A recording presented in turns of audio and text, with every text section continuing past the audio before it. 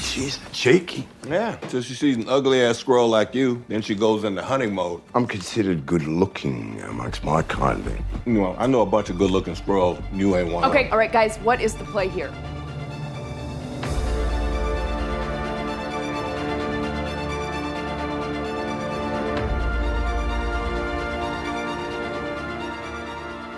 Hey, panelists, welcome back to the show. I'm Mark. And I'm Robert. And this is going to be a spoiler-full podcast about Secret Invasion from Disney Plus Marvel. And it's the first episode called Resurrection. Now, if you didn't watch the episode, please go back. Stop this, go back and watch the episode, and then come back. Unless you really like spoilers. Do that now. Yeah, do it now. So like I said, episode 1, Resurrection, and the synopsis for this particular episode is Nick Fury learns of a clandestine invasion of Earth by a faction of shape-shifting Skrulls, which is very short to the point, but this is also just the introduction of the Secret Invasion. Now, with anything when we cover these things, we're going to discuss our initial thoughts. So, Rob, what was your initial thoughts on the first episode? Here's what I thought. I thought that when they announced this show, and as soon as they said Secret Invasion, I was like, whoa, are we talking about the comic book series with the Skrulls that, pretty much half the freaking, Marvel universe was replaced with Skrulls? Correct. And then I started thinking, I was like, all right, well, that's cool. We already had some really great, we had like a whole 10 years of MCU movies with all the major characters that you could think of out there, except, with the exception of the X-Men and Fantastic Four. So are they going to follow that same format? No. That was right. That was my first thought. It was like, are they going to follow that same format? Because that will mean that they will have to bring actors back in order to show that either they were Skrulls or not Skrulls, things like that. Yeah, which like then I Stark. thought, right. Which then I thought, well, you know what? They're not going to do that with, Robert Downey Jr. or Chris Evans or none of those people. No. Because it would just cost too much. So, of course, they went their own way with this. And like we were just talking about, I think it's kind of a slow burn, but it's still the first episode.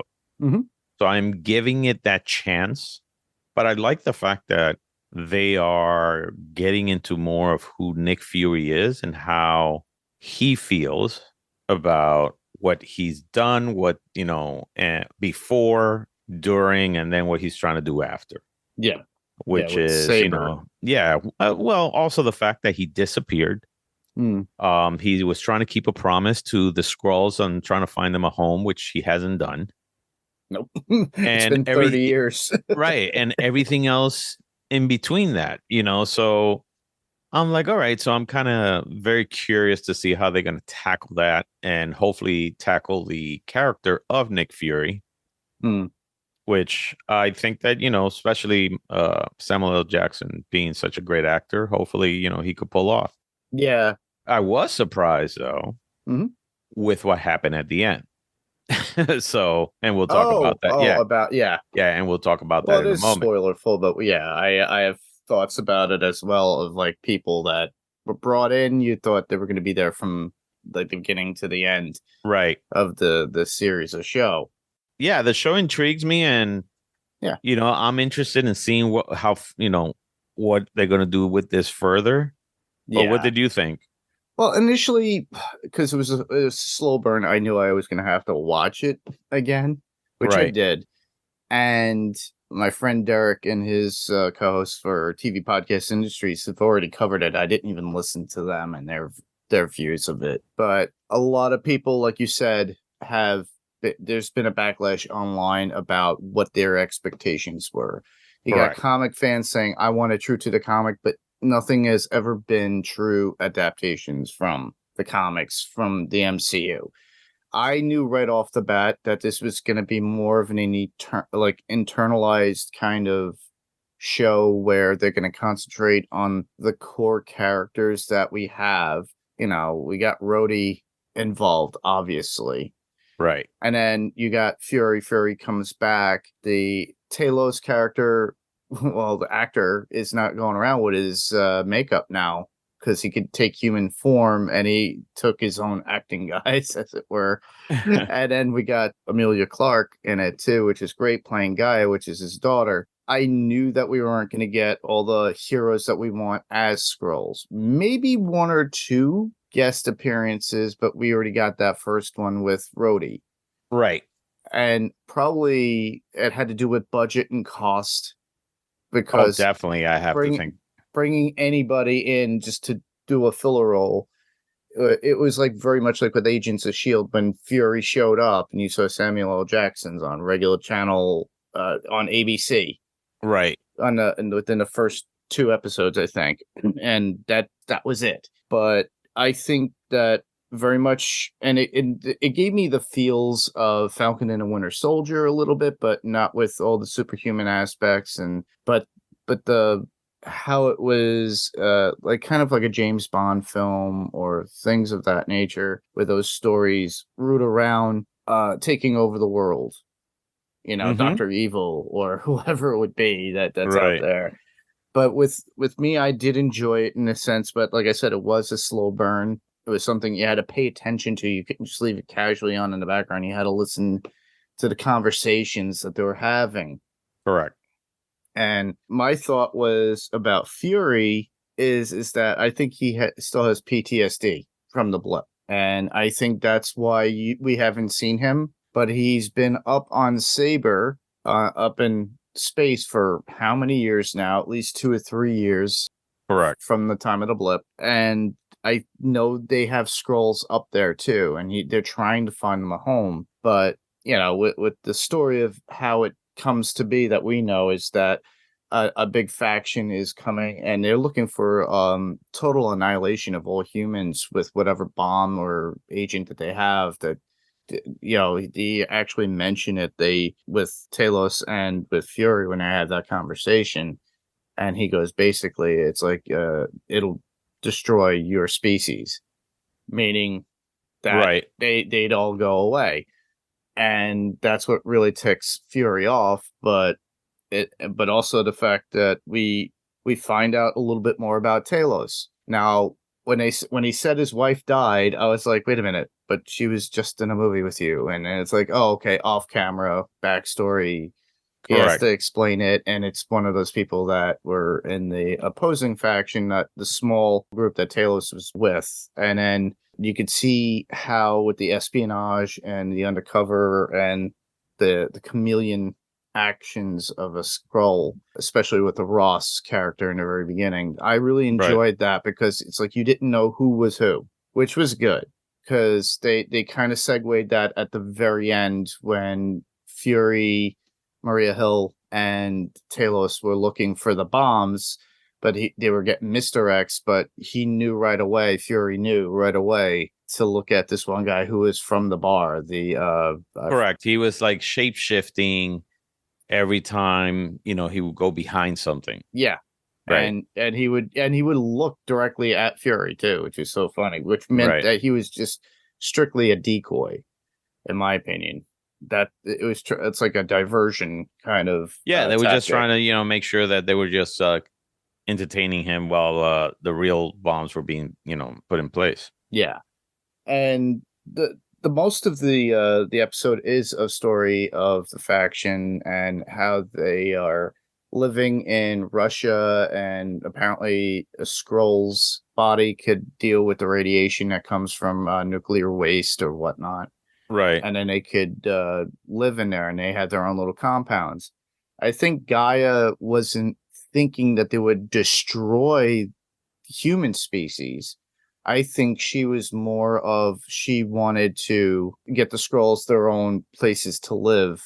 Right. And also having that group that she belongs to attack.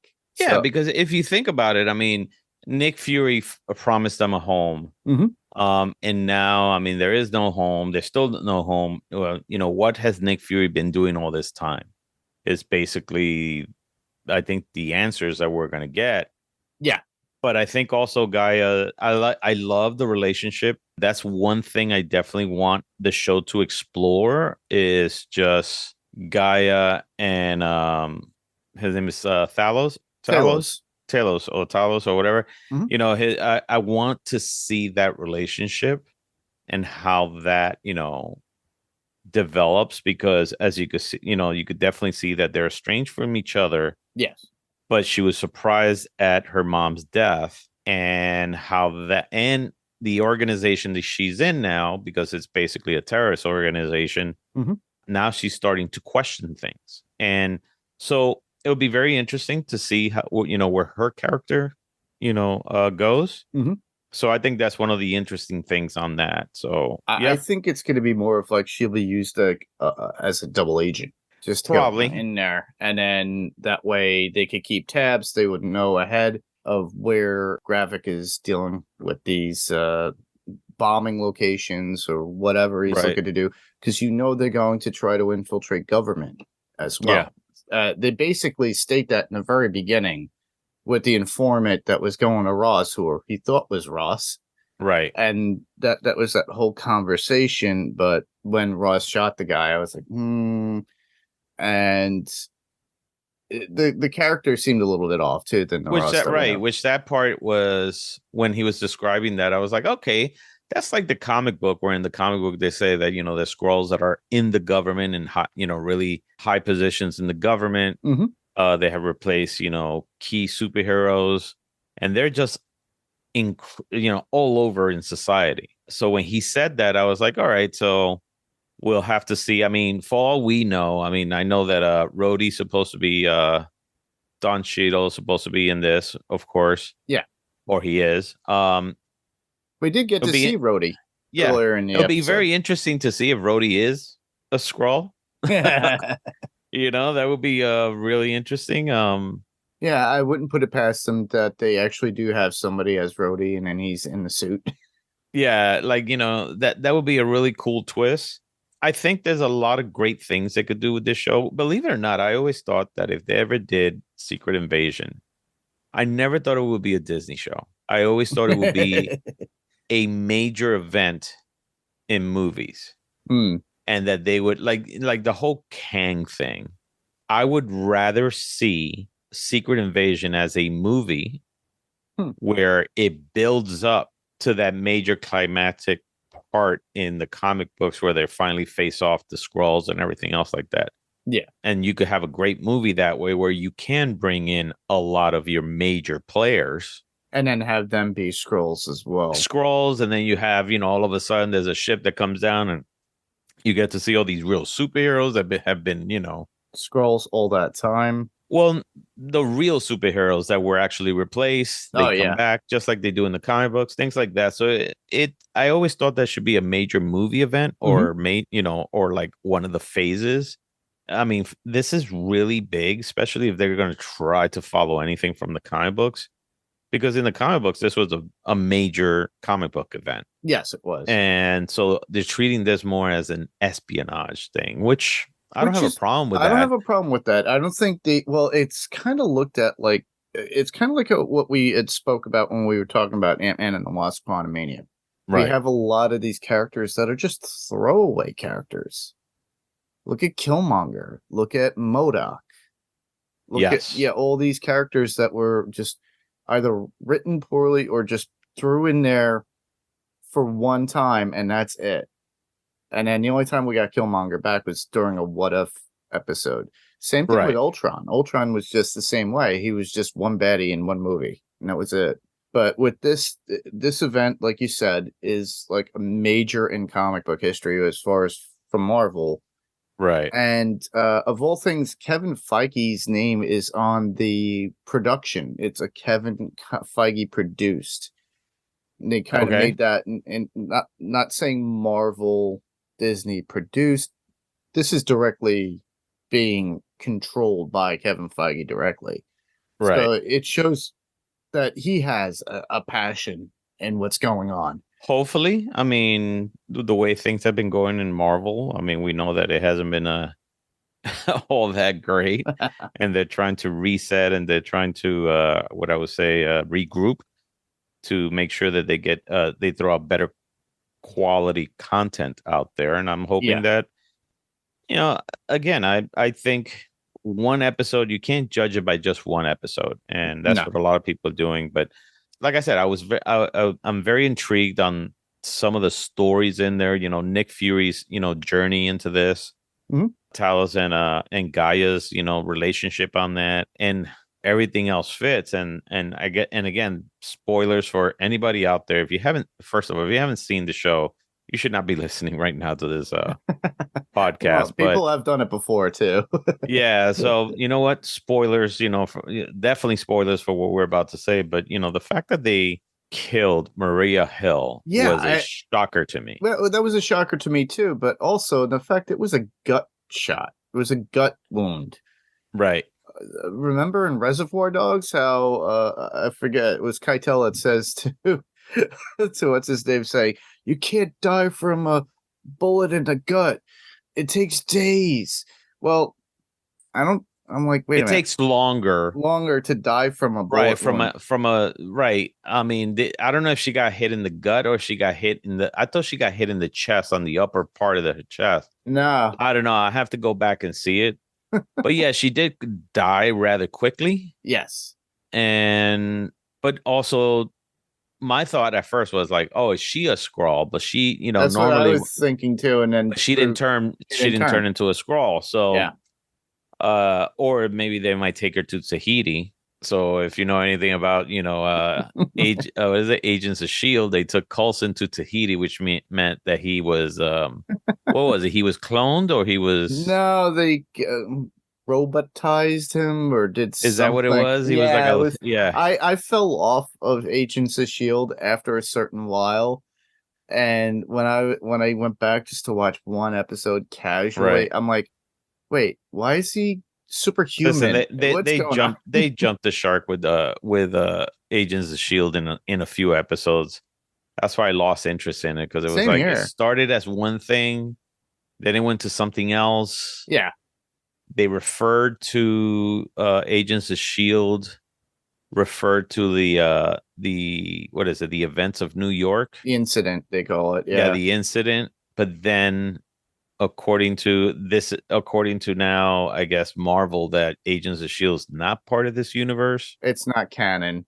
Right. Or something like that. So, it's just, So in all honesty, Coulson is dead to the world after the first Avengers movie. Correct. So Agents of S.H.I.E.L.D. was an alternate universe, maybe. Even though we did get Lady Sif in there, and we had the Absorbing Man. We got Deathlock, but I didn't like that version of Deathlock. They did reference, Project Pegasus, which I always wanted to get into. But, Marvel has not even tapped that just yet. But like I said, with how the show is structured, it's going to be more espionage based. Yeah. It's going to be more about the Skrulls being like Cobra and trying to rule the world. With their terrorist organization and try to eliminate the human species. Now you can see Talos how he feels about it. That's why he was helping. You could see some reserve in Fury at this point, because he'd been away for so long, and you saw how he was. He was walking with a little bit of a limp. Mm-hmm. And he's kind of weak in a sense that he's not the man he used to be. And also, there's one little thing that I like. I don't like it. He's got no patch on, no eye patch. Now, mind you, that's a fake eye. His eye travels way too much for a fake eye, in my opinion. So they needed to fix that in CG. And that's the only really major discrepancy I have. I have no problems with seeing Samuel L. Jackson with a dead eye. But the fact is like in certain films, they made it so it looks dead. And this, it wasn't. It's just like, oh, it's a sclera lens, and we have the scars, and that's good enough for us. Yeah, I mean, I don't know. That's a good question, because if you're blind in one eye, will the muscles still work to turn your eyes? Because you're just blind. You're not. It's not like the muscle's dead. You understand what I'm saying? I know, but I've seen. There's a YouTuber out there. She has a fake eye. Takes it in and out and stuff like that. But Well, a fake eye is different, meaning like if you have a glass eye, that's different than just like Nick Fury. I think he still has his natural eyes, just he can't see from it anymore. Okay. I was under the impression he had no eye. You know what? I would have to go back to see you got to check Ms. Marvel to see, because I know in the end he's like, well, I can't deny, or what happened. Because at the end of that, they had Coulson come in with these little things for his eye. They look like glass eyes. You're absolutely right. You got to make a choice. You have to pick one out, and he was waiting on it for so long. But, yeah, that was the only thing that took me out of the show, along with Maria Hill and being disappointed, because Colby Smulders was such a great actor in the series and in the MCU movies. It would have been interesting to also see their relationship, because from you could tell that they're good friends. That's the one person that he truly will trust in the world. Yes. And so there was that little conversation. It was like, oh, I thought I think Sunday breakfast, there's not supposed to be any nothing hidden, that the truth, we're supposed to tell each other the truth. Yes. And that was something that I wish they explored a little more. Mm-hmm. That relationship, and maybe they might do it with some flashbacks or something, but I don't know, the fact that they killed her right away, I just kind of like, oh wow, yeah, maybe you should have done that maybe towards the end or the middle at least the series. Like it's only 6 episodes, but even still, do it towards the end.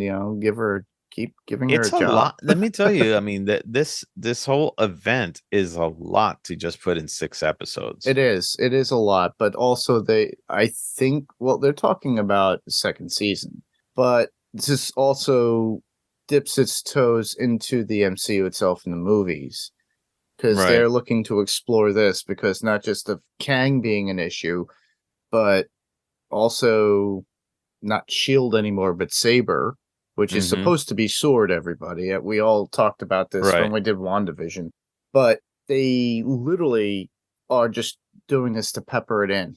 I think this is I hate using the term long con, but that's literally what they're going to be doing. They're going to go in for this long con, because this is like the first step into it to introduce us to it. And then over the course of whatever phase this is, phase 5, I believe, they're going to continue it on down the road.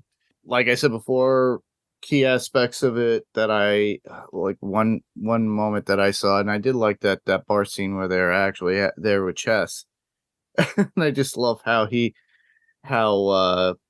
Fury talks about when he bought everybody a drink, and he goes, "How do you think we kept the Cold War cold and not on fire?" That was actually pretty cool. But the fact is that he talked about it's like how it's like, well, I have to be the spook that I am, and he goes, he's like, you can't say that, I can. I like that they threw that little in there. Yeah, it's just. And again, I'm happy for the series. I think the series will hopefully explore more of his past. Yeah, more of the things that he has done. He is, he's like, it's like Tony Stark said one time. He's like, he's not just a spy, he's the spy. Yes, so hopefully the fact that he could actually know when a human is lying. Yeah, he goes, I know I can't spot a Skrull in a heartbeat, but I could tell when a human's lying. Correct. And that's pretty cool. That's very divisive for him. I honestly hope that they really explore some of these things. I believe they have to. I don't see why they wouldn't. Yeah. I thought, Gaia, what's the actress name again? Emilia Clarke. Emilia Clarke. I think she did pretty well on that too. Yeah, well, so they were pushing this on her character too. A lot of people wanted to see that. They're like, oh, Game of Thrones, Emilia Clarke. She's already got the star power within her name alone to attract a draw. But the guy who played Talos, I wanted to see it because of him, and then I was like, great, he could walk around as he is and not have to worry about looking like Fury or whatever.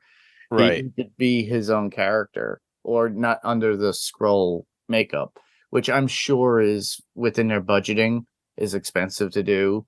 that's why you only see them for the most part when they're dead, or only when they do Yeah, a I mean, quick like when they change. went to like, when they went to like, I don't know, the scroll, I don't know Commune. what, yeah, commune or whatever. Mhm. You see some of them with, looking like scrolls. You see others that are still human, and I was like, well, the story on that, it's either one or two. Either one, because they were saying how even some scrolls don't know who are on the cover. Mhm.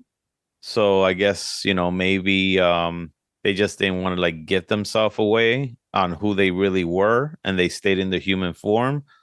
Or I think the biggest reason is budgetary. It's like, Well, listen, yeah. we only have so many masks to go around.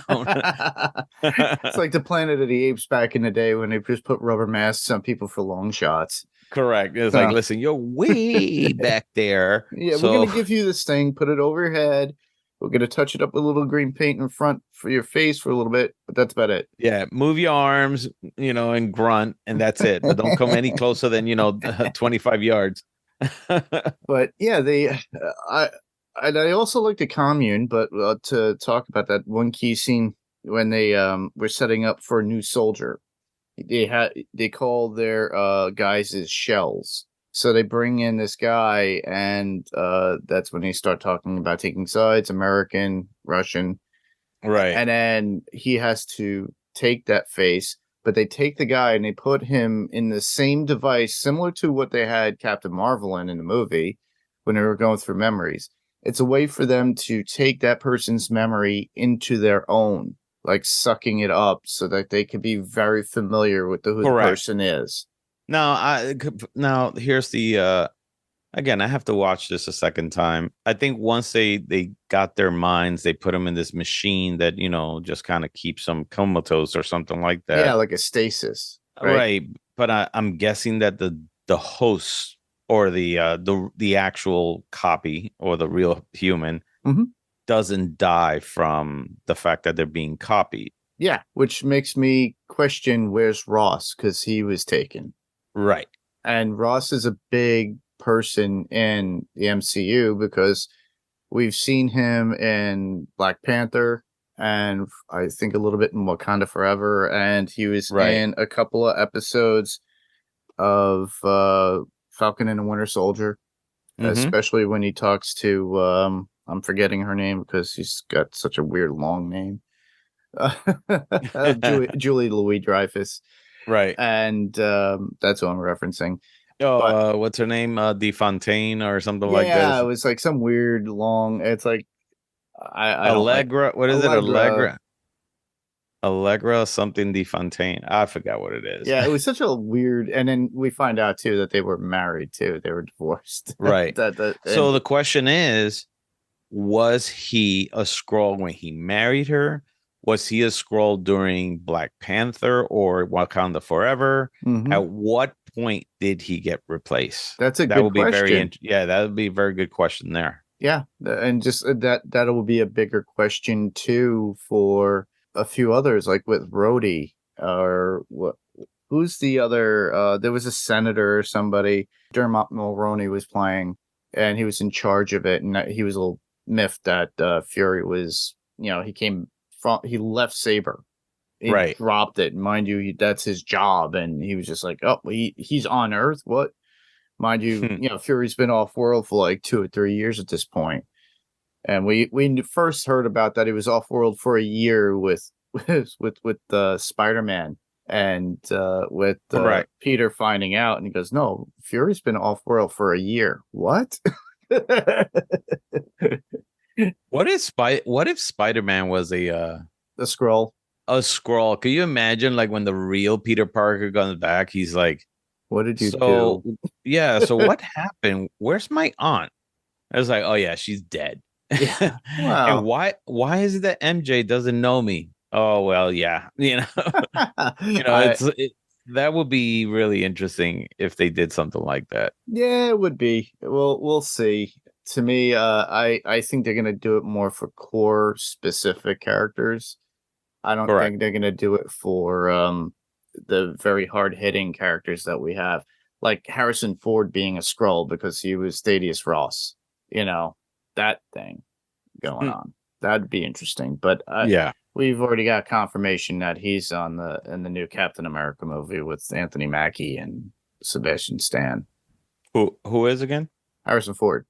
Oh yeah, no, Thaddeus he Ross. plays. Yeah, he's taking over William Hurt's. William Hurt, who passed away. Yeah. So, but funny enough, in an interview when they asked him, it was like, you know about the Red Hulk, and he goes, "So who?" Like he didn't know any of that, or made it seem like he didn't know any of that. But then sometimes you look at certain pictures that are out there. well, not pictures, like just whenever they mention like all the actors and who they're playing, Harrison Ford, it says, Thunderbolt Ross / Red Hulk. So, Harrison Ford probably does know that he's playing, Red Hulk. He's just playing stupid now because of with all the stuff that Marvel was doing for years and giving people crap about it, like Ruffalo and right, and of course, Spider-Man himself, who loves to spoil everybody. Oh, Tom Holland. Tom Holland is like a big spoiler of everything. I think he did before the movie came out, it was for Endgame, and he did something on Instagram or whatever it was, and he was holding up posters. He goes, "Oh, look at it! Oh, you weren't supposed to see that." He screwed it up royally because the name. Yeah, he's been like him and Mark Ruffalo are known to spill things. So. Or Ruffalo having his phone out while he's recording on Instagram or Twitter or whatever it was, and it was like the first 15 minutes of the movie that he was in. And people are like, "Bro, your phone is on." Yeah, that's the kind of stuff that now Marvel, I'm sure, is like. I mean, the NDAs are probably ironclad at this point. They're like, "Oh, if we're gonna do this." Oh, are you kidding me? I guarantee you they have snipers and ninjas and all that stuff all over the place. So. Yeah. But I just really enjoyed that aspect of the show of how they were able to do with the personality of the person that they're using as a shell. Right. Plus, we get to see out of Talos his strengths for the first time in the show. So you could see he just breaks open the lock and everything. Right. Not bad for a person who's 133 years old. And apparently he's supposed to look almost 40 in human years, but he looks actually closer to our age, so like maybe 50 or something. Right. But the one thing that we all know is that Skrulls do have good amount of strength. Now the question is, I forgot in the comic, were they able to mimic I know a certain specific section of Skrulls were able to mimic superpowers. Like the Super Skrull was the one and only that I always remembered. I didn't really read Secret Invasion. And I think the Super Skrulls are the ones that have powers, but the Super Skrulls, from what I remember, I think mimic the same powers as the Fantastic Four. The Super Skrull, yeah, it's one guy. I don't know if they actually mimicked other powers or something like that. So that would be also very interesting to see on how they're going to do that. Yeah, that was my concern because I knew that they took the visage of like Spider-Woman, Jessica Drew. They did Spider-Man in the comic too, I believe. Right. And a few other characters. There was one where I saw it was a weird panel that I had seen that somebody put on Twitter or Instagram, and it was a Skrull. They were dressed up as somebody, and then they wind up shooting Reed Richards, and he just goes spaghetti all over the place. And I was like, "Oh," I said, "That's how deep this goes." But the thing is that getting heavy hitters like that, they're not going to get. But I'm curious if they're able to say, "Hey, these specific ones are able to mimic superpowered beings." If we're able to get in touch or within the vicinity of them, instead of just looking like them, they could actually do that. Now, I would be surprised if anybody was able to go to, let's say, of all things, we don't have him in the MCU yet, Wolverine. It's like his claws. And remember that one scene in X-Men, the first X-Men, when Mystique gets the claws out as Wolverine.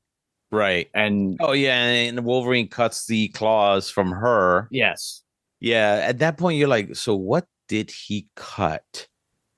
Yeah, was it a nail? Was it a nail or something, right? So I don't know. I mean, that's a good question. Like I said, I think Super Skrull, because Super Skrull in the comic books, I think is one Skrull only. It is. It is only one Skrull, but there was Right. talk that there are specialty Skrulls that have the ability. They're a little bit more enhanced. In the advertisement for it, or like the trailers for it, you do see one of the characters that looks like he has some kind of special ability. Yeah. And I'm So- sure we're gonna get more information regarding this as the episodes go. But overall, and like I said to you, it's like I only had those two issues, Maria Hill and Fury's Eye. For the most part, the episode as a whole and how they were able to work it through the espionage, I Right. thought it was really good and tailored. And now, mind you, you have to be very disciplined to sit there to watch and be, keep a trained eye and listen. Not a lot of people. Everybody just wants the entertainment aspect, and I think that's where it fell short for a lot of people. They're like, "Oh, this, I don't want that," because a lot of people still had the bad taste. I know people that didn't like Falcon and the Winter Soldier, but Right. they felt that had to do with the whole with the Me Too movement. Mhm. Not Me Too movement, but the Pride and everything that's going on, because they felt it was a bit racist or what. I'm like, you know what? It's needed. That story needed to be done, especially Right. with the Black Captain America that we never got, and I'm glad we got that story. And on top of that, about how Anthony Mackie's Captain America will be, and he's got to go through that adversity with people who just don't respect it. And I show a lot of encouragement for him as the new Captain America, because he has no powers, literally. But a lot of people were hating on the show because of those things that they brought up. Right. Yeah. I mean, it was supposed to be like I think that would have been a great show. So here's a comparison that I heard Mhm. that this might be like the Star Wars one that just came out. What was it called? Andor. Andor, yep. Right. That was So very similar. Andor supposed to be, Andor turned out to be, of course, I think a phenomenal series, even though I still don't like the Diego Luna character. But the rest of the show really came along very well, and it became this whole espionage behind the scenes of like the Empire kind of thing. Correct, And things yeah. like that. So it became very intriguing, and that's what people thought this was going to be. And I'm like, all right, so Rogue, how many episodes Rogue had? Like 12 episodes Of This will- Andor? Yeah, Andor. I'm sorry. Yeah, Yeah, Andor it had like was- 12 it episodes. was- It was maybe about close to 10. Disney tries to keep it. No, they went far with that one, I believe. So, but the thing is that they had a lot more episodes to actually explain. it, Yeah. while this one is only going to be done with 6 episodes. So that will be very I think they just wanted to dip their toe with this, with a 6-episode show, just to Right. get it started.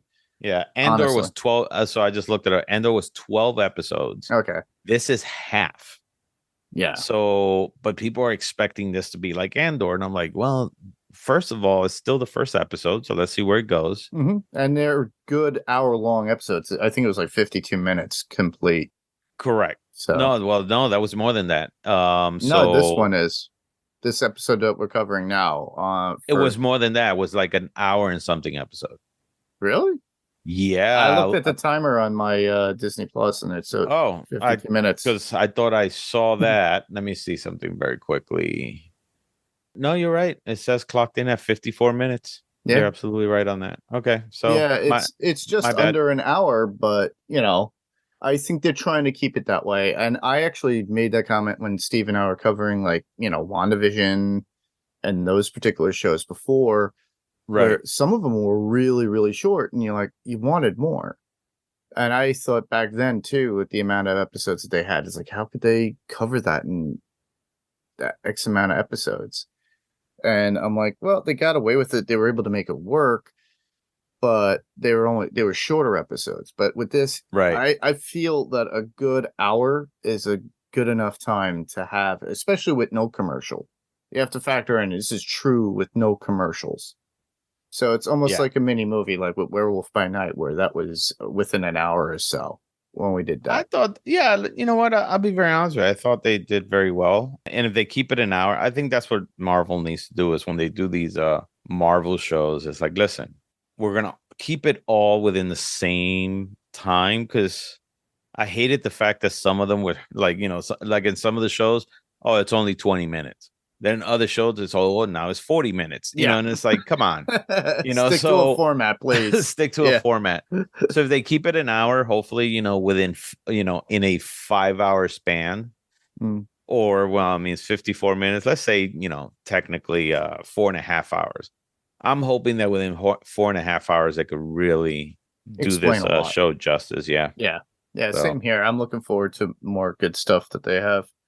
Correct. But as far as anything else, that was it for me as far as like highlights and thoughts. Did you have anything else? That's pretty much, that was, I mean, the only highlight that I had was, I can't say I had like a lot of highlights. I'll be very honest. I did, like, when I watched the show, it was like, again, pretty good. I didn't have anything the only thing that stood out to me was, of course, Maria Hill's, death scene. That was the biggest thing for me.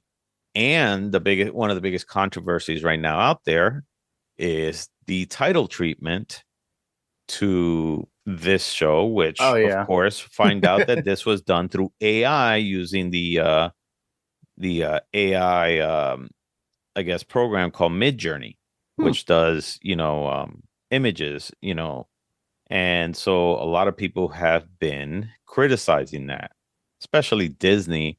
And at a time where, we're having a writer strike, where one of the things that, the writers want to make sure that does not get used to write any of the shows is AI. So here it is, Disney doing images in AI.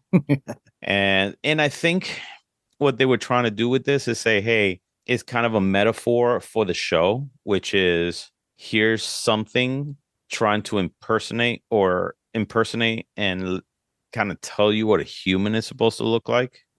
Because that's the one thing that Midjourney and other AI programs, they're not very good at doing certain little things. Like when they draw hands, it'll draw like an extra finger, or it will draw, or maybe only have 3 fingers. And sometimes, like the human anatomy kind of gets thrown off because AI is still learning how to do that. And you kind of see a little bit of that in the images on the opening credits. And I think there was a metaphor of like, hey, it is an alien thing trying to imitate a human and what they can do.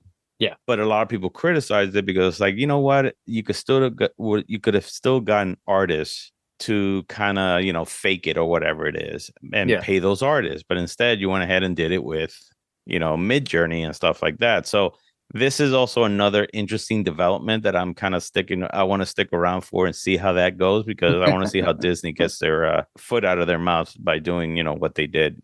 It makes sense. I believe it. Yeah. Yeah, I feel the same way too. It's like, because people are against it. Even some, like you said, a lot of people professionally are like, no. And then next thing you know, out of the blue, they're utilizing it. And out of the blue, they're utilizing it, which, of course, look, there's a guild for writers, there's a guild for directors, there's a guild for actors. Yeah. And now there are people going, some of these artists and special effect artists and all that stuff, would they unionize in order to make sure that, hey, this is the kind of thing that we don't want to happen? So very interesting. It's that's one of those things that when it did happen and I heard about it, I was like, whoa. At a time like now, with again this writer strike and how things are going, this was not the right time for Disney to do that. So it's more of like watching an accident and you're just sitting there and saying, I gotta see what happens. Yeah, I know, right? So, but yeah, that's all I have for it. I mean, it's a good show. I think people should check it out and give it a chance. And you know what? If you want to criticize the crap out of it, give it about 3 or 4 episodes before you're like, listen, this shit hasn't gone anywhere. Yeah, exactly. Yeah, Right. Give it a shot first. Give it a couple of viewings or a few viewings, first few episodes, because some things don't start out well, but by the end of it, they're 100%. Correct. That is correct. So yeah, that's all I have for it.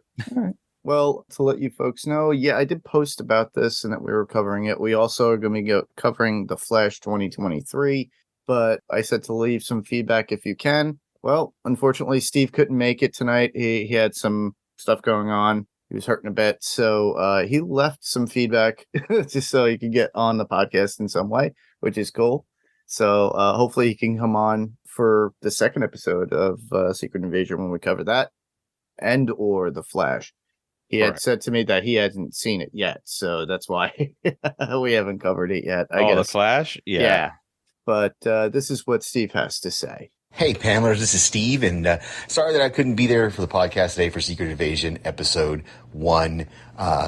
It's a whole health thing, but I wanted to share a couple of my thoughts that I did have.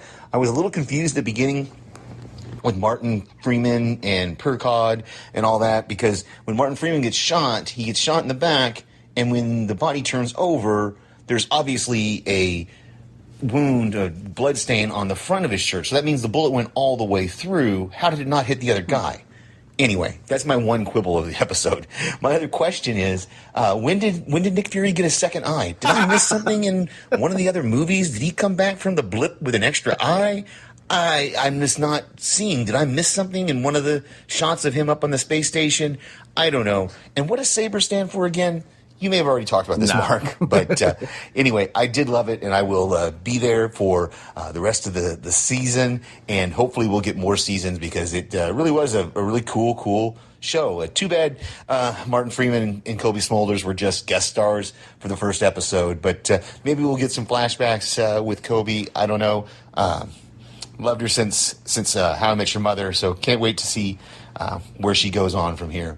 All right, talk to you later. All right, Steve. Yeah, he had the same idea I did with the eye. Yeah. So, well, I guess that's something we'll have to see. If there's an explanation for that in the show. If not, it's just one of those I think creative choices that said, "Listen, we're gonna just give him an eye." Yeah, could it be? Or it's like, oh, we have this healing thing now that works out, and we took it from a mutant. We took his blood and. But we'll definitely see. That was it for any kind of feedback. That was just from Steve, but I wanted to share that for you listeners out there to show you that Steve, yes, is still around. He will be back, and he will be on more stuff. It's just that he's got to go through some of the stuff. I've been going through some of my own stuff too, and I heard at times. I'm hoping to get back to where I need to be. But with that, we'll go right into some news. And the first news, well, this will be a question for you, Rob. Did you like the Craven trailer? Oh my God. Again, this is something that I've heard diehard fans, first of all, hated. No. I don't like the idea myself, honestly. To me, it looked, when I finally got to see this, I'm like, okay, I see where they're going with this. The only thing that's making me want to go out to the theater to see this, and it's probably only for one small portion of it, and they're probably teasing us in the trailer with this. We finally get Spider-Man and the Hulk's villain in this. We get the Rhino. Yeah. And that's making me want, because he's one of my favorite villains that were there, and they kind of screwed him up. And Amazing Spider-Man with Tobey Maguire. Was it Tobey Maguire? Amazing Spider-Man was with Garfield. Andrew Garfield, right? Yeah, with Andrew Garfield. And that whole metal suit, robot suit, did not scream to me as Rhino. Very much how the Shocker was given to us actually in Homecoming. I was not too happy, because I would like to have seen him in a suit. And apparently they did shoot some stuff which showed him in a real suit with the shocking glove. But at least they went all out with that a little bit to some degree to show. And the Vulture to me was okay, because I can't assume a guy going out there with a green leotard with some wings on it. But yeah, I thought the Vulture was always a really cool character that they did, and their take on it I think was fine. Like you were saying, I think the Rhino could have been okay as a mechanical suit. It's the design that they came up with that just sucked. Yeah, it was. Like, but that being said. Right, but that being said, they're coming out now with, this whole thing with whoever the actor is, turning, I guess, into the Rhino. Yeah. But my biggest thing with Craven is I don't get why is it that Sony. So I know Sony's trying to do their Sinister Six, Yeah. movie, and they also want to do their own Spider-Man stuff. But if look, Venom, the first Venom was just okay. Yeah. That was a fluke. Venom Carnage was just a horrible, horrible movie. Yeah. And then we got Morbius. Yeah. Was another horrible movie. Yeah. Sony has to understand, and again, because I keep saying, how is there such a disconnect from the people who did the Spider-Verse movies, and they're doing these live actions that are just they're terrible. doing the live action stuff. It's like they need to talk to each other. Yeah. But that being said, I don't understand why they're doing this whole thing with the villains when they have the option to, believe it or not, if they really want to do their own Spider-Man universe, I think the Sinister Six should have just been one of those things that they should have say, you know what? We have to start making actual Spider-Man movies that are actually good for us to then get that. But instead, they're starting with the bad guys. And then after that, they're going to do what? Get themselves their own Spider-Man and then screw that up?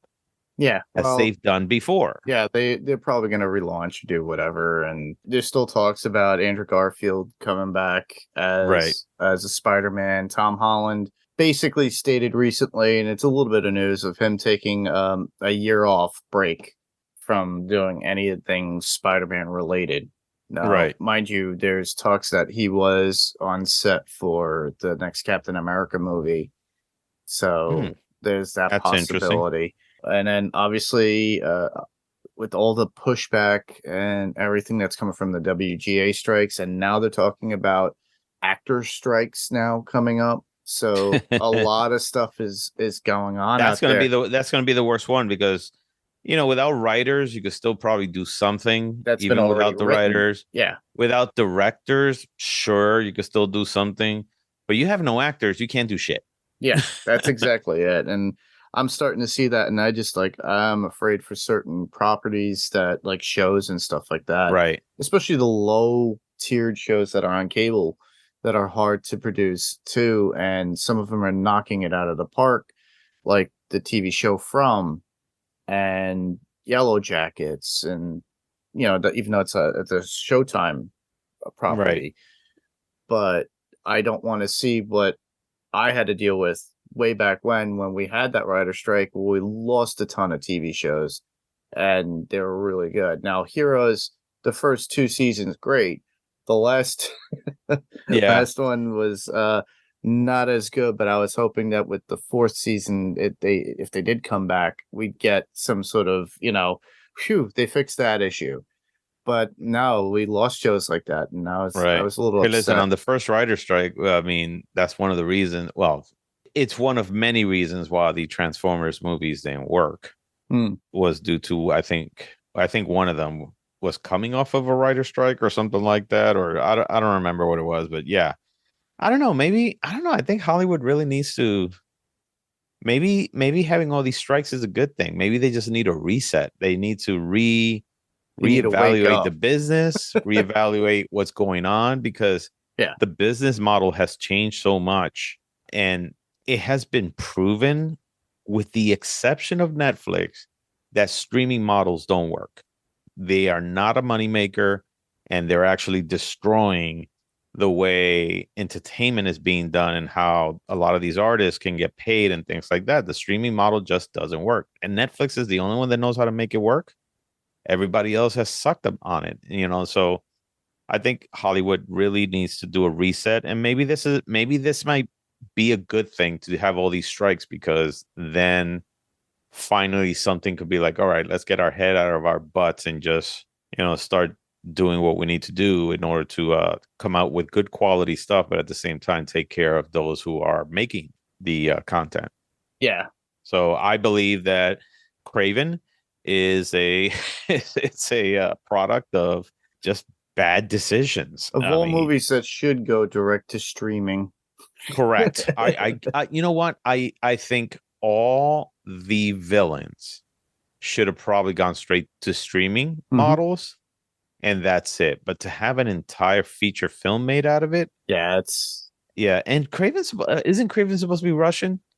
I don't. I know his father in the movie has an accent. A lot of people are talking about what is it, Aaron Taylor Johnson? Right. And he's got pretty much almost what similar to an English but American style accent because Yeah, like no, right, but he has no accent whatsoever. yeah, Which I believe Craven the Hunter was supposed to have an accent. He did have a everything. Russian accent, but and I'm like, you know what? I think like I don't know, 30 years ago, I think Russell Crowe would have played an excellent Craven the Hunter. Oh yeah, oh definitely, most definitely, and he's in the movie too. Yeah, Of all things, he is, and he's the only one with that Russian accent and stuff like that. Yeah. And you know what? I think somebody like Russell Crowe would have been a person to pull this off. The fact that this guy's getting his powers off of lion's blood, unless this lion is irradiated or is a mutant lion or something like that. It's kind of wacky and how they coming up with it. Like I said, the only draw to me is Rhino, and my feeling, I'll wait. I'm gonna wait to see it. And it comes to that point, I know if I review it, I will tear it apart. Oh my god! Are you kidding me? That'll go right into my list of fantasy fix movie edition, where I'll be like, it's time to discuss this garbage. But yeah, no, it'll be very interesting to see what happens there. Yeah, on that one. Well, we finally got our final four for the Fantastic Four casting, so I think that's pretty good news. I have not heard anything about this, but so this is going to be new to me too. Well, the one I don't like is Mr. Fantastic, and that's Adam Driver.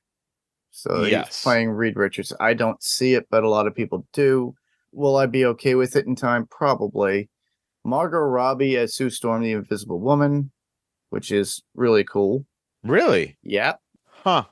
An actor that I'm not familiar with, Paul Mescal as Johnny Storm, the Human Torch. Right.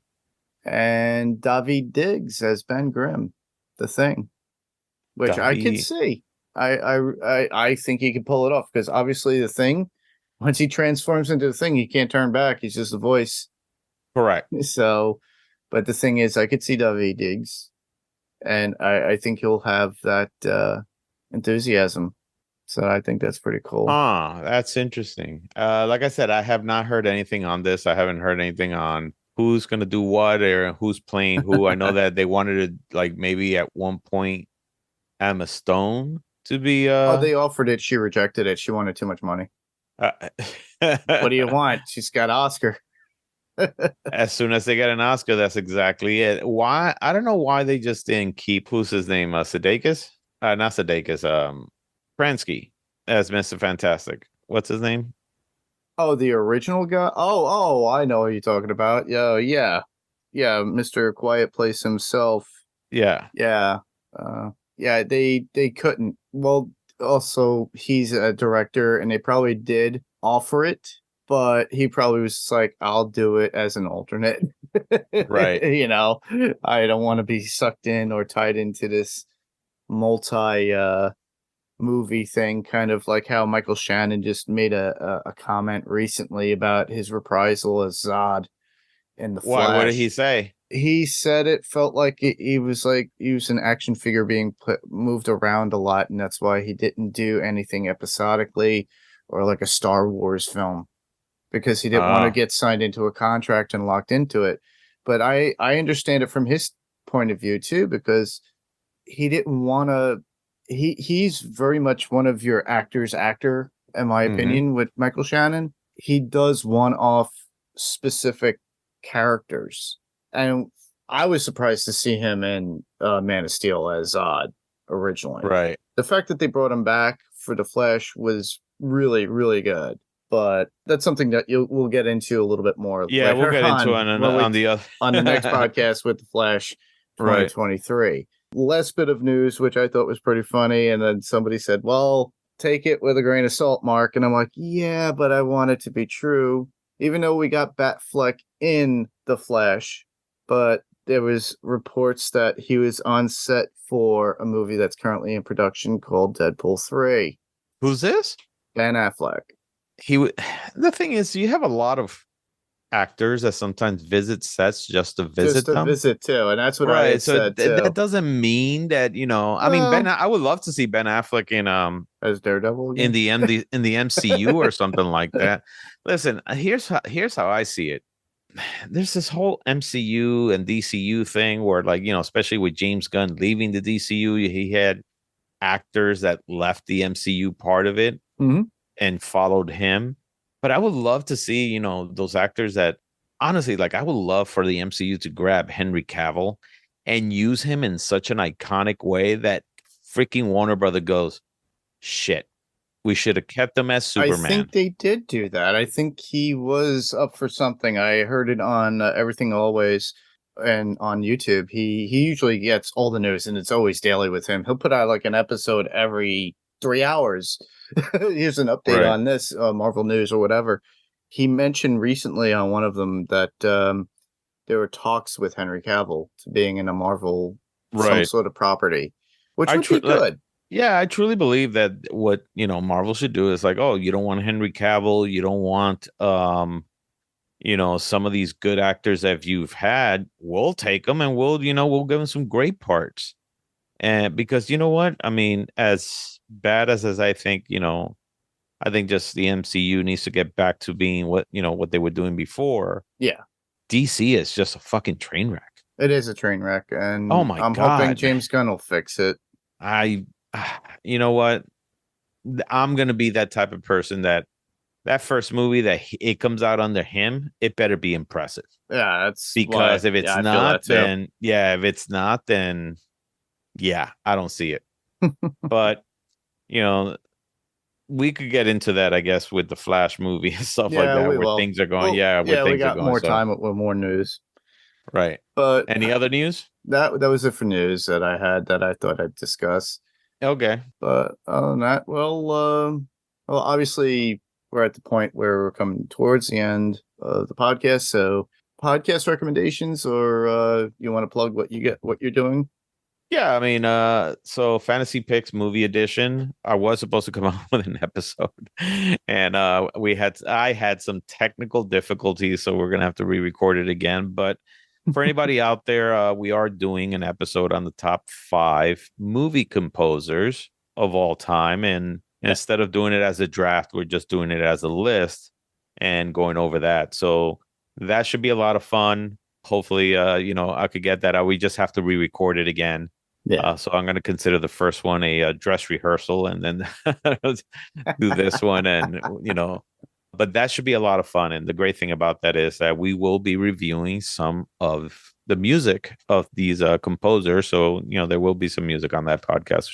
It should be a really fun episode, and hopefully those who are out there, if you listen to it, give us your feedback. I would definitely like to hear what you guys thought about it. But yeah, that's what we're going on, and we're about to record our top 5 draft on Harrison Ford movies next week. Awesome. And we will then have that available for the following week. Of course, all getting ready towards the whole Indiana Jones and the Dial of Destiny movie, Awesome. which Yeah. hopefully I get to see next week and have my opinions and thoughts on that. Yeah. Well, for me, one recommendation, and this is for a podcast that my friend Jay just put out. She's not affiliated with any network or anything, but she was a guest on Podcastka with Jason, and they covered Dead to Me, I think it was. Okay. And she was on there for a while, so she wanted to venture out, do her own thing with podcasts. So she's doing her own podcast called Shall We Compare Thee, a remake and sequel podcast. And the first episode is up, but you have to look for it through Apple Podcasts, unfortunately, because she's using a new podcast company for distribution. She's not using Buzzsprout or Red Circle like we generally do, but you could easily find it on Apple Podcasts. But the first episode that she did cover was the 1960 Psycho to the Gus Van Sant 1998 version of Psycho. Right. So I suggest everybody go check that out if they can, because I think it's interesting. It's a good take on it. You could hear me as well on Adrenaline Cinema Podcast, as always. Jerry and I, and just like Rob said, he had to re-record for his. I have to re-record for mine, and I will be doing that tomorrow after we've done this particular podcast. So we recorded the thing from 2011, so we covered that, Jerry and I. But I only recorded on my side with Audacity. I didn't get the Zoom recording, and Jerry didn't have it on his side, so we have to re-record it, which is fine, but it's so embarrassing. It was funny. Yeah, it was funny how you messaged me saying, "Oh my God, you'll never guess what I did," and then I would say a day later, then I told you what happened to me. I was like, well, okay, everybody's having technical difficulties. So yeah, it happens every once in a while. This is the first time in like 7 years that actually happened to me, where it's like I forgot to hit a record button. Come on. But whatever. We'll be doing that, and we'll get that out to you as soon as possible. We're still looking to get people to be on for Space Camp. I know my friend Rima is interested in it. So just look out for that stuff when it's available. We'll keep you apprised about it. But if you would like to send any feedback, you're more than welcome to. We can be heard on Spotify, Google Play, Apple Podcasts, or whatever podcast player of choice is. All you have to do is search Panels to Pixels Podcast. If there's a review or rating, please do so if you can. It'd be really helpful, especially in Apple Podcasts, because apparently that's the best way to get heard from, because a lot of people use Apple products. You could check out our website. Nothing's still there, but panelstopixelspodcast.com. Our Facebook group is probably the easiest, and like I said before, I did put the image out there. Please leave a comment below. So all you have to do is go to facebook.com/panelstopixels. You can go to our Twitter and you can talk to us directly if you want at panels2pixels. Email is the best way to get me anything, so you can easily email us your thoughts, type them out, we'll read them, we'll make a comment as we're recording, or you could just record yourself and add it as an attachment, and we'll play it and we'll comment it as well, and you could be part of the podcast that way. You could just email us at panels2pixels1@gmail.com. That's panels, the TO is spelled out TO, pixels, and the number 1@gmail.com. We could be heard on YouTube or seen on YouTube as well. All you have to do is search for Panels to Pixels Podcast. You could easily click a subscribe button, or you could just choose thumbs up if you like what we're doing. Hit that little ringy dingy thing on the side, and it'll keep you aware of when a new episode comes up. Yeah, and if you can, you know what? I'll be very interested to hear what anybody out there thinks, where they think that's Secret Invasion is going. Yeah, please let us know what surprises you think are going to show up, or what would you like to see happen, especially for those of you out there who have read the comic books. What aspect of the comic book you wish they included. So yeah, let us know. Well, that covers it for this episode of Panels to Pixels Podcast. Thanks everybody for listening. I'm Mark, and I am Robert. Same podcast, different panel, different pixel. This was Panels for Pixels, and we'll see you on the next panel. Goodbye, everybody. Take care.